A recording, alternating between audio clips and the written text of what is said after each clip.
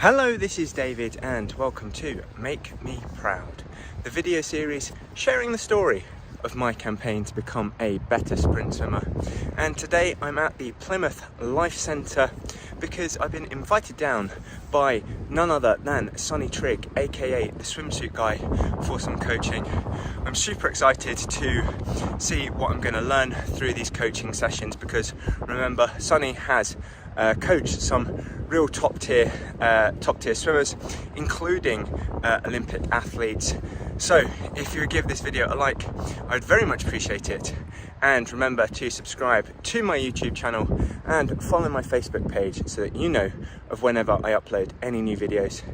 New Make Me Proud episodes come out every Sunday evening, but otherwise, without any further ado, let's dive right in to today's episode.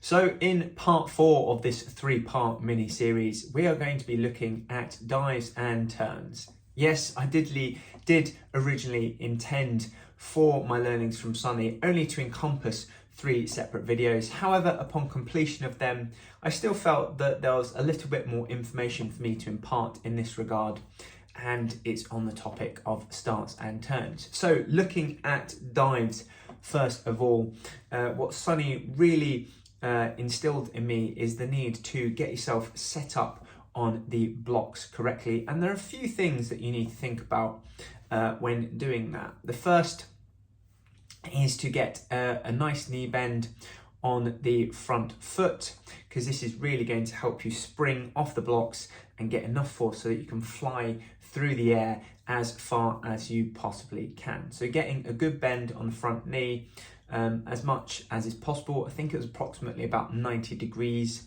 there or thereabouts, just to make sure that you can again get enough spring off of the water. So making sure that your front knee is set up correctly is point 1.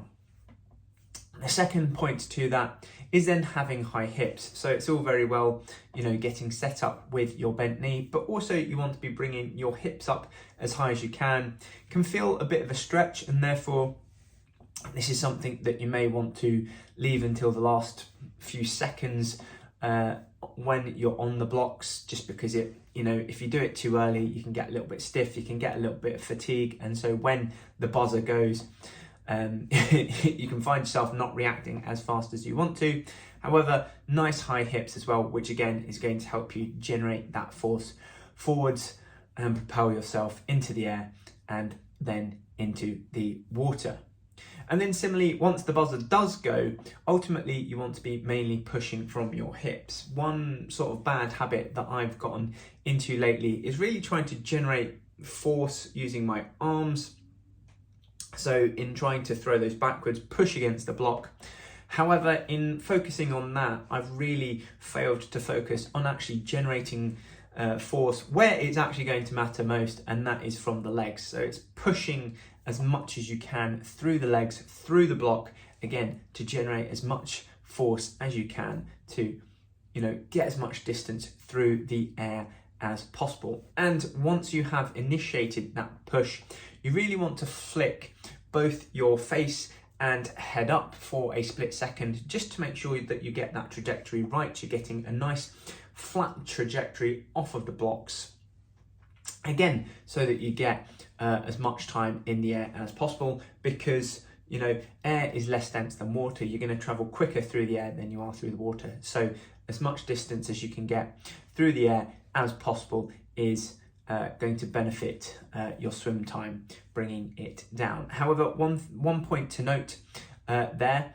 is making sure that you tailor it to making sure that you get the entry right into the water, because you may travel through the air nice and fast. However, if you're really good at your underwaters, then you might want to go a little bit deeper, and so entering the water flatter isn't going to help you in that regard, because you're not going to get the depth to get as many underwaters as is physically possible. However, similarly, if you're not good at underwaters, then you may want to enter the water a little bit more flat, so that you're not held back by by poor underwaters. You do 1, 2 or 3, however many you know, is good enough for you, and then you get swimming as soon as possible. So a little bit of personalization there, a little bit of things to think about with regards to what's right for you, depending on your ability when it comes to the underwaters. So,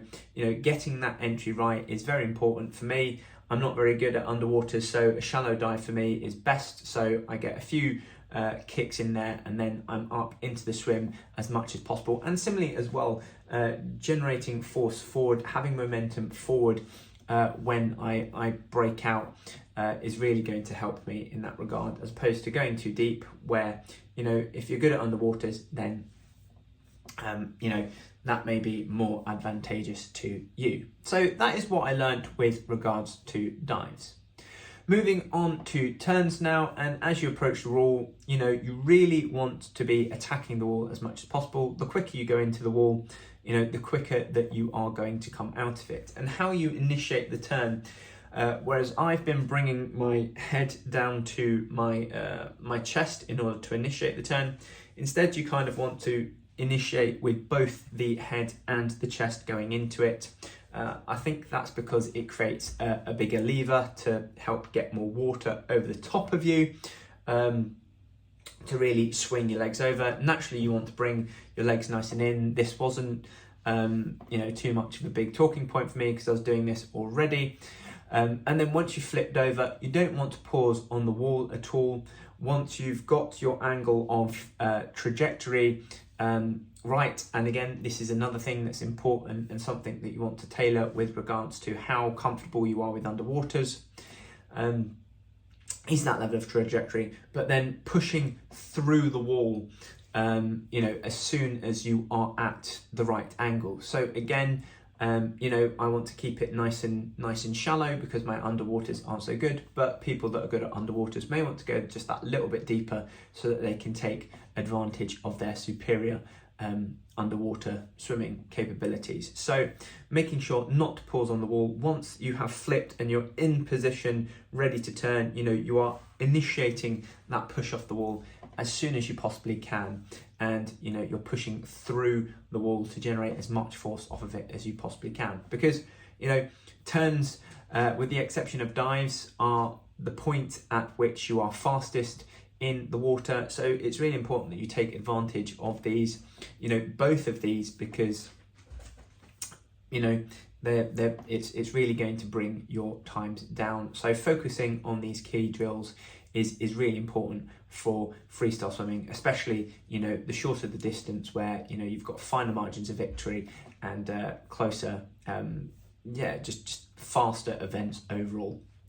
So then finally, you can't really talk about dives and turns without mentioning underwaters, and I already have a couple of times in this video. So I think with regards to underwaters, Sonny just wanted me to get me practicing them more often. So every time I push off the wall in training, just try to do more fly kicks than I'm generally comfortable with. So it was 3 if I was doing freestyle, 4 if I was doing backstroke. So just getting used to doing that, just that movement and rhythm. However, you know, it's very hard to prescribe how many underwater fly kicks to do, because ultimately it depends on with what quality that you can do them. If you're amazing at them, then you want to benefit from them as much as possible. However, if like me, you're not so good at them, then, you know, you want to surface as much as as quick as possible and get into your swim. I'm somewhere in between, but more towards the not so good end. So, you know, I can take advantage of 3 kicks or so before getting off. And the advantage of the underwaters is naturally, of course, is that you're saving energy in your back muscles for when you're ready to actually start the swim. So the further you can get in the underwaters, the more energy you have in the arms. However, the key point that Sonny wanted me to utilize is just to give a little, you know, extra split second before initiating the swim. Make sure that I'm getting as much benefit out of the push or out of the dive as I can before starting to initiate the leg kick.